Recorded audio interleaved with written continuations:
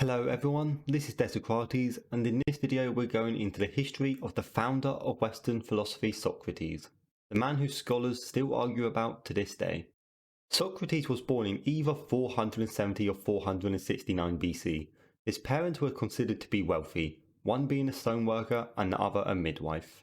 He lived close to his family, and as was customary, he inherited part of his father's estate, therefore securing himself a life free of financial concerns. Socrates' education followed the laws and customs of Athens. He learnt the skills of reading and writing, but like most wealthy Athenians, he also received lessons in gymnastics, poetry, and music. Socrates married twice in his lifetime, one of which took place while he was in his 50s, and that same wife he had 3 children with. Socrates also fulfilled his military service by participating in the Peloponnesian War, and distinguished himself in 3 campaigns, according to Plato. There have been incidents where Socrates has shown that he has a respect for Athenian law. One such incident is the arrest of a man named Leon of Salamis. Socrates and 4 others were summoned to the seat of government in Athens and were told by representatives of the 30 tyrants to arrest Leon for execution. I will get into who the 30 tyrants were later in this video. Socrates was the only person to disagree with this, choosing to risk the tyrant's retribution rather than commit what he considered to be a crime. Socrates attracted a lot of interest from the Athenian public, especially amongst the Athenian youth. His friends would often joke about his appearance, as he is described as being very ugly, having a flat turned up nose, bulging eyes and a large belly, so basically he was fat. Socrates was indifferent to material pleasures, including his own appearance and personal comfort. He also neglected personal hygiene, rarely washed himself, walked barefoot and only owned one ragged coat. Socrates moderated his eating, drinking and sex throughout his lifetime, although he did not practice full abstention. It was said that although Socrates was attracted to youth, as was common in ancient times, he resisted his passion for young men because, as his student Plato describes, he was more interested in educating their souls. Socrates did not seek sex with his disciples, as was often the case between older and younger men in Athens. He also did not take sides politically and criticised both. Now I'll go into the trial of Socrates, which ultimately leads to his death. In 399 BC, Socrates went on trial for corrupting the minds of the youth of Athens and for impiety. He failed to defend himself against these charges. He was found guilty by a majority vote cast by a jury of hundreds of male Athenian citizens, and according to the custom he proposed his own penalty. This was that he should be given free food and housing provided by the state for the services he rendered to the city. The jury declined his offer and sentenced Socrates to death for official charges of corrupting the youth, worshipping false gods, and for not worshipping the state religion. Socrates was charged during a politically tense climate. In 404 BC, the Athenians had been defeated by the Spartans in a decisive naval battle, and because of this, the Spartans then laid siege to Athens. They then replaced the democratic government of the Athenians with a new government, which was named the 30 Tyrants. Because of how these tyrants ruled, it wasn't long before Athenians organised to overthrow the tyrants, and they actually did manage to do so, but only briefly, until a Spartan request for help arrived from the 30 tyrants and a compromise was made. However, when the Spartans left again, the democratic Athenians took the opportunity and killed the tyrants to reclaim the Athenian government.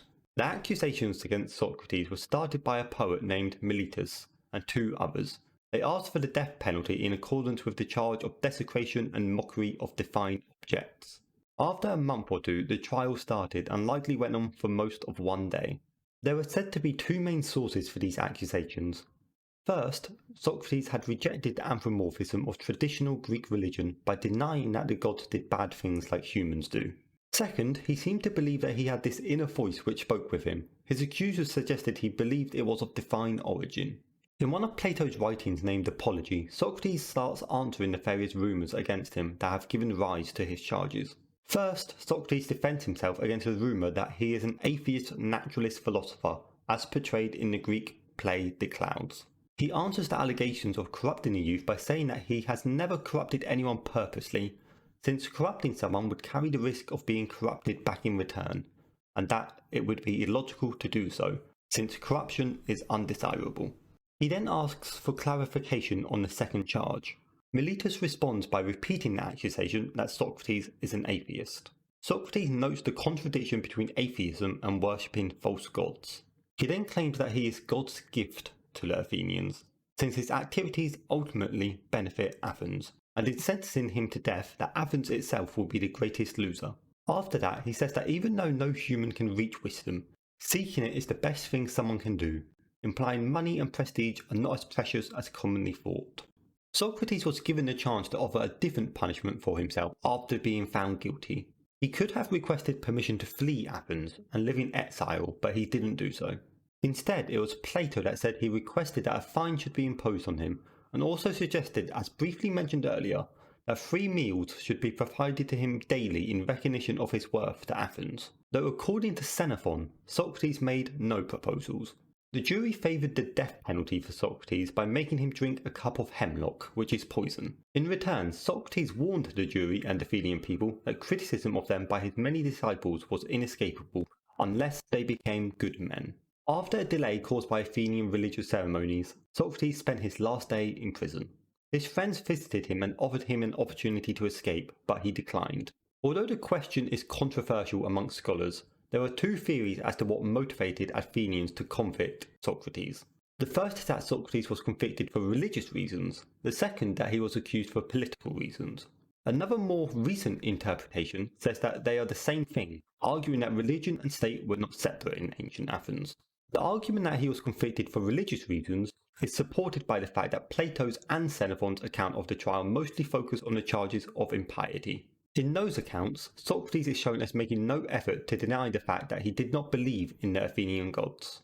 Going against this argument is the fact that many philosophers who were atheists during this time were not prosecuted like Socrates was. According to the argument for political persecution, Socrates was targeted because he was perceived as a threat to democracy. During the reign of the 30 tyrants, it was true that Socrates and most of his pupils were against the Democrats. This argument is challenged by the existence of an amnesty that was granted to Athenian citizens in 403 BC to prevent a civil war after the fall of the 30 tyrants. However, as the text from Socrates' trial and other texts reveal, the accusers could have fueled their reasoning using events earlier than 403 BC. There is something that Plato described as the Socratic Method. Socrates would initiate a discussion about a topic with a known expert on the subject, usually in the company of some young men and boys, and through discussion proves that the expert's beliefs and arguments contradict themselves. He initiates the discussion by asking the person he is speaking to for a definition of the subject. He then carries on asking more questions until their answers end up contradicting the first definition. The conclusion is that the expert never really knew the definition in the first place.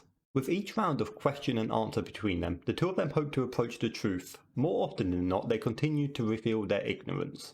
The definitions of the people Socrates questions usually represent the mainstream opinion on a matter, therefore the discussion places doubt on the common opinion. Socrates also tested his own opinions through the Socratic method, so Socrates did not teach a fixed philosophical doctrine, but rather he acknowledged his own ignorance while searching for truth with his pupils and others. Now onto the Socratic problem. There was a philosopher whose name I can't pronounce, but will list on screen for you, and he created the worth of Socrates as a philosopher, which basically attacked Xenophon's accounts on Socrates, and this attack gave rise to the Socratic problem.